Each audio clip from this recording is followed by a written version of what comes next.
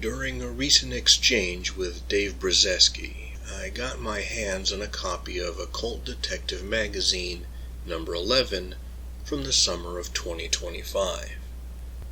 The whole issue is pretty good, showcasing a lot of the different types of mischief that occult detectives can get into.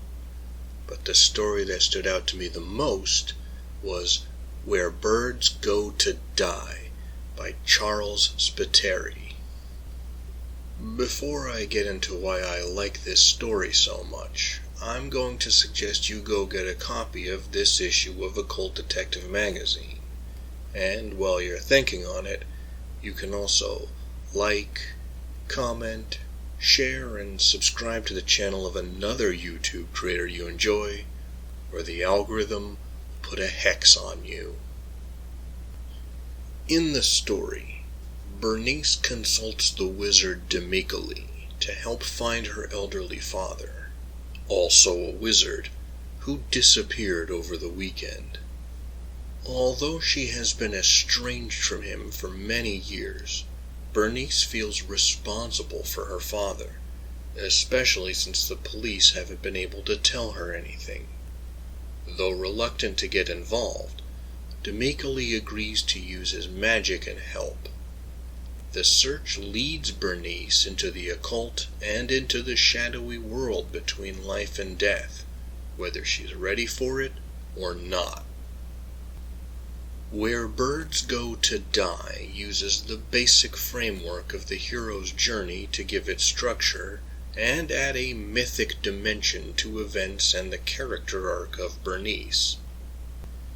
At the start, the story appears to be an odd missing persons case, but it shifts into being something more as the protagonist is guided into a mystical dimension and to try and resolve the various problems of the plot and come away with the growth and knowledge she needs to restore her own life too.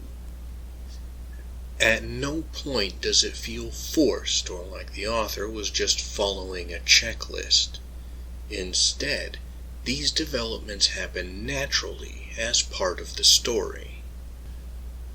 For as much as the short story deals with magic and the supernatural, it also maintains a grounding in psychological realism. While the events of the story are paranormal, it is easy to understand Bernice and how she's dealing with the grief, guilt, a sense of failure in her own life, and conflicting emotions about end-of-life care with a loved one. The hero's journey aspect of the story in some ways mirrors how Bernice is also working her way through the stages of grief, providing an emotional core to the story that I was not expecting. But what do you, the audience at home, think? Have you read this issue of Occult Detective Magazine yet? If so, what was your favorite story? Feel free to share your thoughts in the comments. Thank you for taking the time to listen to my peculiar notions. If you appreciate this channel and want to support it, you know what to do.